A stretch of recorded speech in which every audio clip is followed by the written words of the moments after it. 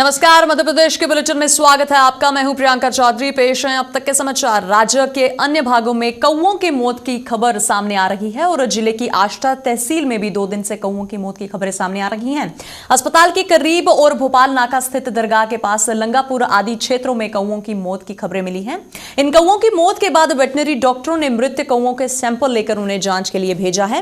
Veterinary doctor उदय महेश्वरी के मुताबिक जांच रिपोर्ट के बाद ही पता चलेगा कि कौओं की मौत ठंड से हो रही है या फिर बर्ड फ्लू से।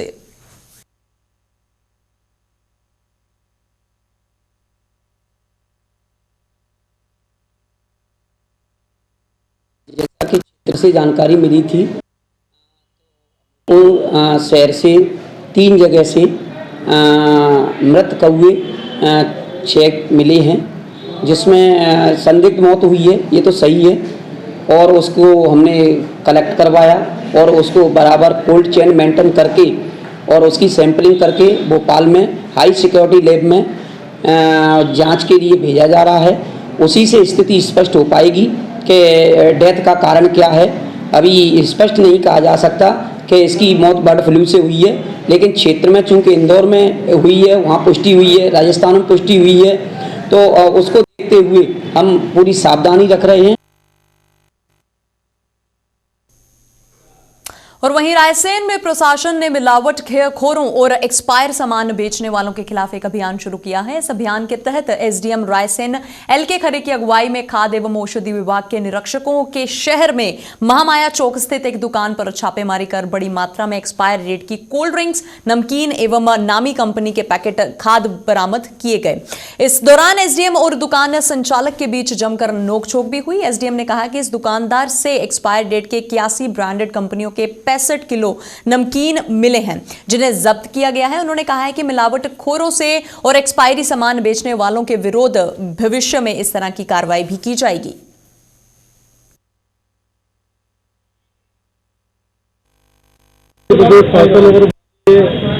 मुख्यमंत्री के निर्देश है कि इस तरह के जो होटल रेस्टोरेंट जहाँ मिलावट होने की संभावना है, उसकी गहन जांच की जाए और जांच करने के बाद उनके खिलाफ कार्रवाई की जाए।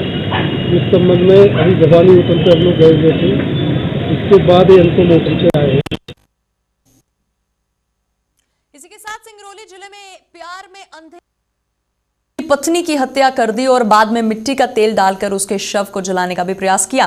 पुलिस ने मामले की जांच कर आरोपी और उसकी प्रेमिका को गिरफ्तार कर लिया है। आरोपी की पहचान अखिलेश पाठक के रूप में की गई है।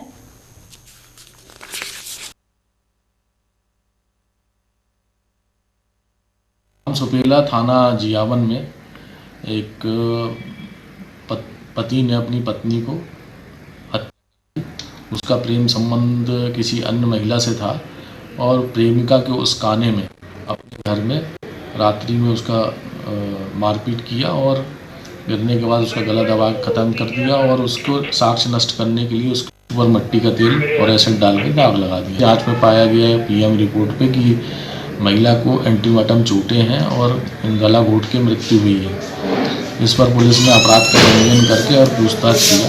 कड़ाई से पूछताछ करने पर पति ने अपना अपराध स्वीकार कर लिया है, जिसे पुलिस ने रिमांड पे जेल भेज दिया है और उसकी पत्नी को, प्रेमिका को भी जेल भेजा है। प्रेमिका उसको उसकाती थी कि वो अलग हो जाए तभी हम जाएंगे। इस प्रेमिका के कारण जो है उसको पिपरई अशोकनगर मार्ग पर 3 अज्ञात बदमाशों ने किराना व्यापारियों की आंखों में मिर्ची पाउडर डालकर 72,000 रुपए लूटकर फरार हो गए हैं। इस दौरान बदमाशों ने फायर भी किया। इस घटना की सूचना मिलते ही पुलिस मौके पर पहुंची और मामले की तहकीकात शुरू कर दी है।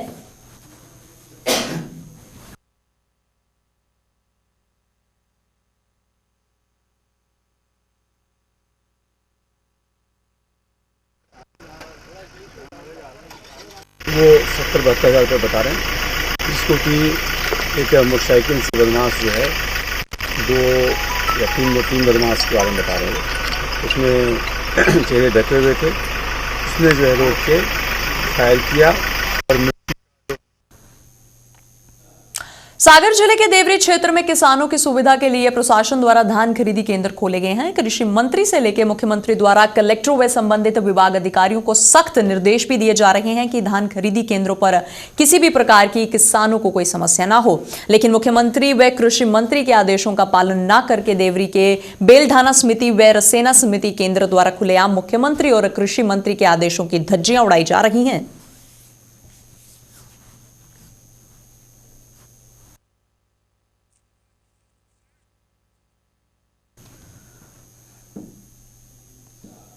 पवई में पीएम स्ट्रीट वेंडर्स आत्मनिर्भर कार्यक्रम आयोजित किया गया है। कोरोना महामारी से प्रभावित हुए रेडी, ठेला, पटरी, पट विक्रेताओं, छोटे सड़क और विक्रेताओं को अपना खुद का काम नए सिरे से शुरू करने के लिए केंद्र सरकार द्वारा आर्थिक सहायता भी दी गई है। प्रधानमंत्री स्ट्रीट वेंडर्स आत्मनिर्भर निधि के अंतर्गत पीएम स्वनिधि योजना के तहत नगर परिषद पवई के कुल 600 लोगों को सहायता देने का लक्ष्य रखा गया है, जिसमें 341 पटरी दुकानदारों को ऋण स्वीकृत किया गया है।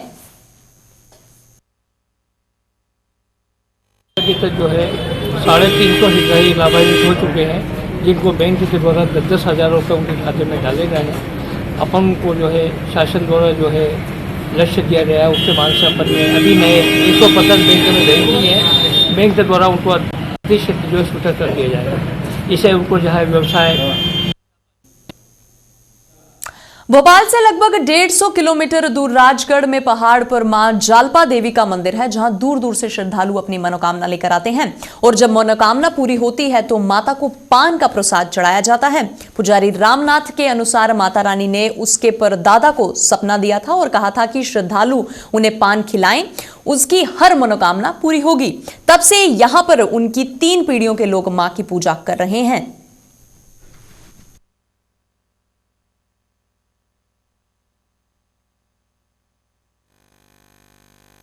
ये तो सर बहुत ही पुराना मंदिर है, बहुत ही पुराना है।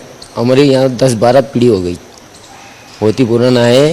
और अपन जो भी प्रगम्बा ले लो, मनोकामना पूरी हो जाती है, जिसके बाद में नारियल प्रसाद चुन्नी चढ़ा सकते हैं। पान का बीड़ा भी चढ़ाते हैं, उसको धार भी लगती है। धार में क्या लगाया जाता है? जो भी धार भी लगती है, उसके बाद में पान।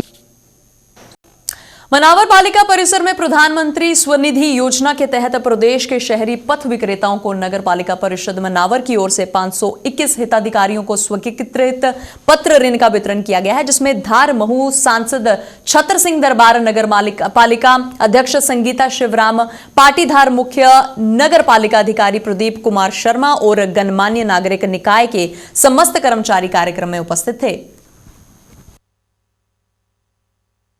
जो कार्यक्रम वो पीएम स्ट्रीट वेंडर योजना के तहत जो ऋण वितरण किया जा रहा है उसका था, और इसके तहत 10,000 रुपये तक की लोन सुविधा जो स्ट्रीट वेंडर्स हैं उनको दी जाती है। इसमें जो इंटरेस्ट सब्सिडी है वो 7% सेंट्रल गवर्नमेंट की तरफ से, रिमेनिंग लगभग 5% है जो स्टेट गवर्नमेंट देगी। यानी उन लोग को 10,000 के 10,000 रुपये वापस करने होंगे। और सरकार की ये भी योजना है कि इससे हमारा जीडीपी ग्रोथ बढ़े। एक्चुअल में यह है कि जो सर्कुलेशन है मनी का वो मार्केट में फैले, और इनको ये भी हो जाएगा कि अगर ये वापस चुका देते हैं तो लगभग डबल का गवर्नमेंट का ये है कि इनको फिर से एलिजिबिलिटी मिल जाएगी लोन की। एक तो ये सरकार का उद्देश्य जो है वो जीडीपी ग्रोथ है अल्टीमेटली। दूसरा, यदि हम अपने नगर की बात करें तो इसमें यह है कि मनावर के लिए, नगर पालिका के लिए 904 का लक्ष्य निर्धारित किया गया था, जो हम पूरा का पूरा बैंकों में इतने प्रकरण भेज चुके हैं। जहाँ तक डिसबर्स का सवाल है तो डिसबर्स 584 हो चुका था। आज की रिपोर्ट आएगी तो मुझे लग रहा है कि 600 प्लस में हम चले जाएंगे, ये हो जाएगा, और 1-2 दिन में हम अपने लक्ष्य तक डिसबर्सिंग में भी पहुँच जाएंगे। कुछ और प्रकरण हम एक्स्ट्रा भी पहुँचा रहे हैं। मालथुन में घने कोहरे के चलते आपस में ट्रक भिड़ गए। घने कोहरे के कारण सड़क खड़े किनारे ट्रक में पीछे से आ रहे एक ट्रक को टक्कर मार दी। इसके बाद तीसरे ट्रक ने दूसरे ट्रक को टक्कर मार दी, जिसके चलते पहले वाला ट्रक ज्यादा क्षतिग्रस्त हो गया और 4 लेन से नीचे उतर गया। गनीमत ये रही कि हादसे में किसी को भी ज्यादा चोटें नहीं आई हैं।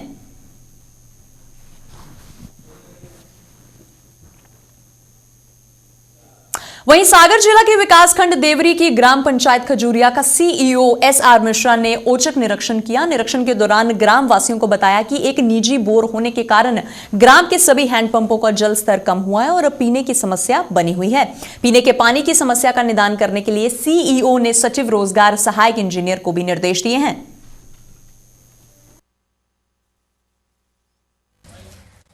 वहाँ जो 10 हैंडपंप लगे हैं, हैंडपंप में पानी की स्थिति वाकई में कम हुआ है लेवल।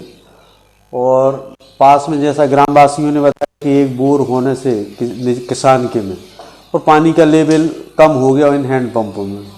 मगर मैंने वर्तमान में जो है तुरंत निजात पाने के लिए जो पूर्व से एक कुआं था वहाँ पे निर्मल नीर था और जीड़ चीड़ हो गया था, उसको पुनः शुरू कराने के लिए सचिव GRS को आज ही निर्देश दिए कि कल से इसकी DPR सब कंप्लीट करा के, और मुझे उम्मीद है कि 3-4 दिन में वो काम शुरू हो जाएगा।